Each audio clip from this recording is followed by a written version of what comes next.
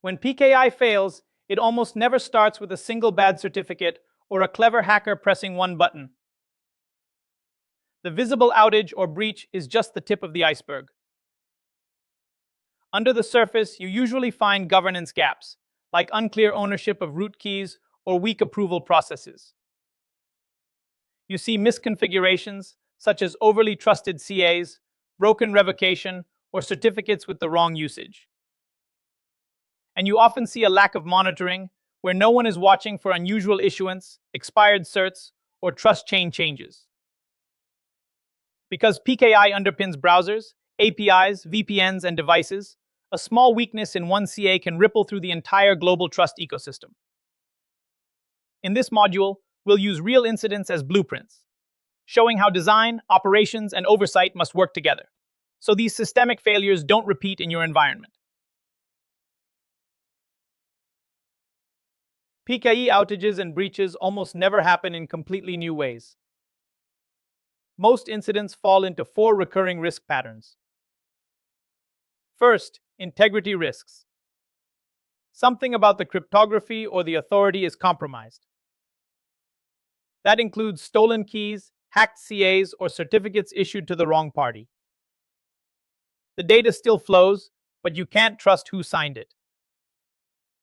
Second, availability risks. The PKI itself goes dark or unstable. OCAS Pay or CRL services go down, automation breaks, or a CA outage stops new certificates from being issued. On paper, the system is secure, but in practice, it stops working. Third, trust model risks. The rules of who trusts whom are inconsistent. Different clients rely on different trust stores, revocation is enforced unevenly, and gaps appear where attackers can slip through. Finally, operational risks.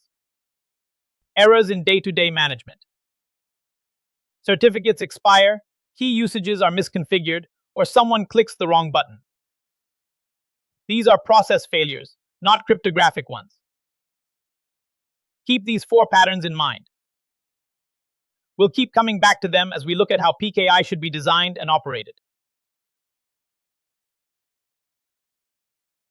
To see why PKI matters, it helps to look at what happens when it fails completely.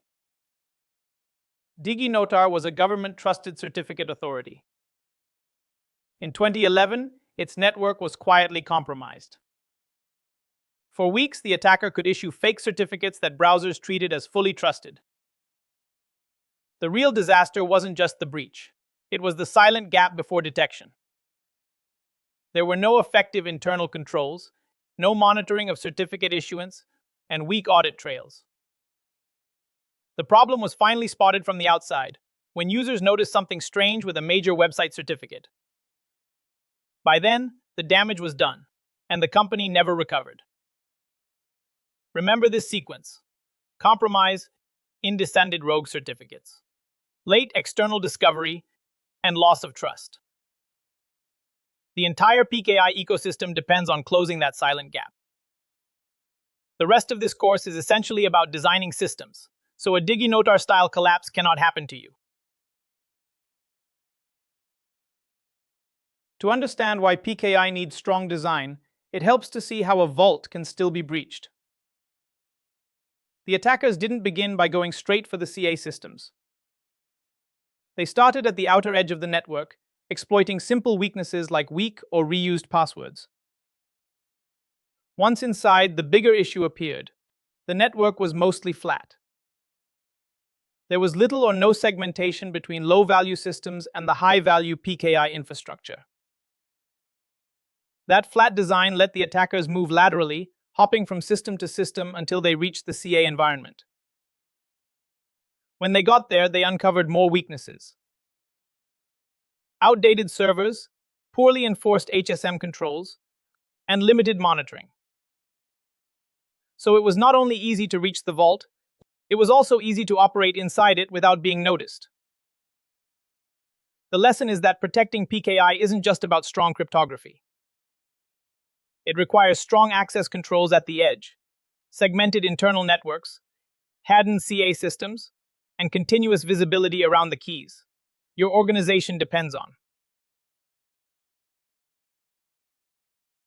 When a certificate authority goes rogue or gets compromised, the entire trust model of the internet is at risk. Attackers can generate valid-looking certificates for major domains and launch man-in-the-middle attacks that browsers can't easily detect.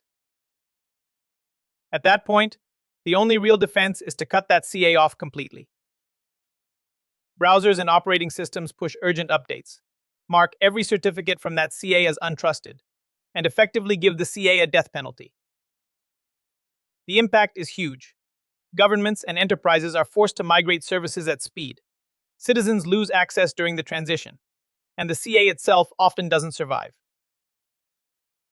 Events like this are why PKI governance, audit, and rapid revocation mechanisms are not optional extras. They are core requirements for keeping global digital trust intact.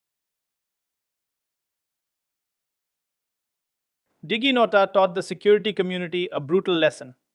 When a certificate authority is compromised, it's not a local incident. It's a global systemic failure of trust. To prevent that, think in concentric defenses around the CA private key. At the core, the key must live in hardened environments. HSMS, strong access controls, strict operational procedures, and ideally air-gapped or tightly segmented networks. Around that core, you need a powerful detection layer, continuous monitoring, independent audits, and aggressive anomaly detection. So any misuse of the CA is spotted quickly, not months later. Beyond the CA itself, the broader ecosystem has to react fast. Revocation must be rapid and reliable, and browser and OS vendors must enforce strict baseline policies, so a misbehaving CA can be constrained or fully distrusted. The mindset shift after DigiNotar is simple but profound. Treat CA operations as critical infrastructure, assume compromise is possible, and design technology, monitoring, and ecosystem rules, so any failure is contained and repaired before it cascades across the internet. Let's Encrypt change the web by proving that PKI can run at massive, fully automated scale. Using the ACME protocol, servers request and renew certificates with no humans in the loop. Because it's free and easy, adoption exploded to millions of domains. That model comes with a trade-off. To reduce risk, certificates are intentionally short-lived, around 90 days. Short lifetimes mean every certificate must be renewed on time. As a result, the entire ecosystem becomes dependent on the automation pipeline and the ACME API staying available. If that automation fails, or the service has a major outage, huge parts of the web can suddenly lose valid certificates. This is the fragility of scale. PKE works brilliantly when everything is healthy, but even a brief disruption in the renewal flow can translate into widespread downtime and broken trust for users. Automation in PKI is powerful, but it also concentrates risk. Think of certificate operations as a chain. Your infrastructure must be reachable. Validation must succeed. Renewals must trigger on time, and only then do your services stay up. If any link in that chain fails, the others can collapse behind it. An API glitch, DNS problem, or OCSP outage can stop validation. When validation fails, automated renewal fails. When renewal fails, certificates expire. And once certs expire, perfectly healthy applications suddenly look untrusted and go offline. We've seen this in the real world, such as the CAA bug that forced mass certificate replacement, and OCSP outages that broke production traffic. The lesson isn't don't automate. It's that automation needs redundancy, monitoring, and clear ownership, because a small PKI issue can quickly turn into a major availability incident. By this point, you've seen that PKI gives you trust, but it doesn't automatically give you resilience.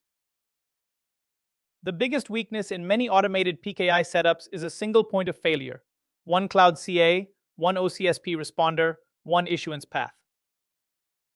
If that provider is slow, down, or compromised, your entire environment can stall, or even fail open. That's what blind trust in a single cloud service looks like.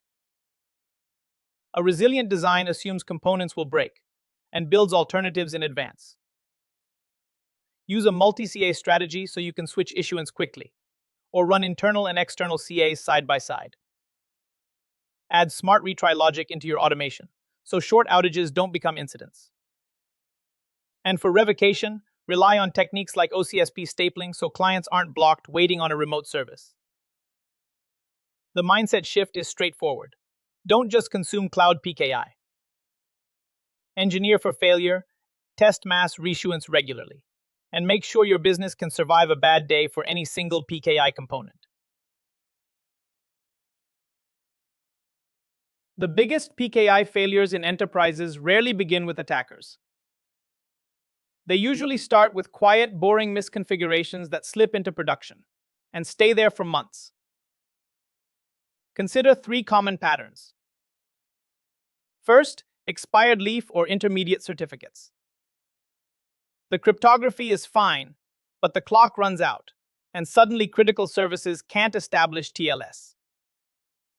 To users, it looks like an outage, not a security control doing its job. Second, incorrect key usages or EKUs. A certificate meant only for encryption gets used for authentication, or a server cert is reused as a client cert. The chain may validate, but your security assumptions are broken, and access controls become unreliable. Third, shadow PKI. Teams spin up their own mini-Ks, test routes, or hard-coded certificates just to get things working. Over time, no one owns them. No one monitors them, and they create invisible trust paths you never designed or audited. All of these typically come from negligence and pressure to move fast, not from malice. The takeaway: PKI design is only half the battle. Disciplined configuration management, visibility, and clear ownership are what keep these silent killers from taking your environment down. When a PKI chain fails, it's almost never the root that breaks first. Most outages come from the middle, an intermediate certificate that has expired, been revoked, or is simply missing from the server's configuration. Clients build trust step by step. They start from the leaf certificate, then walk up through one or more intermediates until they reach a root they already trust. If any link in that path is invalid or unavailable, the client stops. It doesn't matter that the server's leaf certificate is technically fine. Without a valid intermediate, there is no provable path back to a trusted root. Operationally, this shows up as sudden connection untrusted errors across browsers, VPNs, Wi-Fi, APIs, and more. Because one intermediate often signs thousands or millions of leaf certificates, a single mistake can cause a broad, simultaneous outage. The key takeaway: managing the health, expiry, and distribution of intermediates is just as critical as managing roots and leaf certificates. Certificates don't just need to be valid. They need to be used in the right context. Every certificate encodes its intended purpose through key usage and extended key usage fields. One certificate might be meant only for securing a web server. Another might be only for code signing. If you try to use a server auth certificate to sign software, or a code signing certificate for TLS, compliant clients must reject it. From the application's point of view, that isn't a mostly okay certificate. It's simply invalid for that operation. The same idea applies to trust stores. A certificate issued by an internal CA might be trusted on your corporate laptops, but completely unknown to a mobile device that doesn't have that CA installed. Nothing is wrong with the certificate itself, but from the mobile device's trust perspective, it's untrusted and should be treated as risky. The takeaway: PKI trust is always contextual. Purpose and trust anchor must both match what the client expects. When either of those is wrong, a technically valid certificate becomes effectively invalid. The big idea here is that PKI outages are usually governance failures, not just technical glitches. You cannot secure what you cannot see. So everything starts with discovery. Use automated scanning to continuously find every certificate, key, and endpoint using them, across data centers, cloud, and shadow IT. Once you have visibility, you need a single source of truth: your inventory. Centralized tracking lets you answer basic questions instantly. What expires this week? Which keys are weak? And who owns each certificate? From there, move into monitoring. Tie that inventory into real-time alerts so expiring or misconfigured certificates are treated like any other production incident, not a surprise. Finally, bake governance into your delivery process with pre-deployment checks. Before anything goes live, verify that certificates, keys, and policies are correct. When this cycle keeps running, discover, inventory, monitor, and pre-check. You turn certificate outages from unexpected disasters into managed risks. By now, you've seen that PKI by itself is not enough. It has to be resilient. Think of that resilience resting on 3 pillars. The first pillar is security.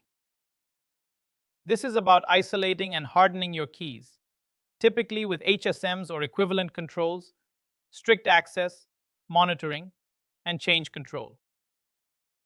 If an attacker can touch your private keys, nothing else matters. The second pillar is architecture. You deliberately design for failure, multiple CAs where needed, redundancy for OCSP and CRLs, backup paths for issuance and validation, and clear blast radius limits if something goes wrong. PKE should bend under stress, not break. The third pillar is hygiene. That's disciplined day-to-day operations, clean certificate inventories, automated renewal, timely revocation, regular audits, and tested recovery procedures. Most PKI outages come from weak hygiene, not exotic attacks. When these 3 pillars work together, you get PKI that supports zero trust principles and can survive mistakes, outages, and attacks without taking your business down.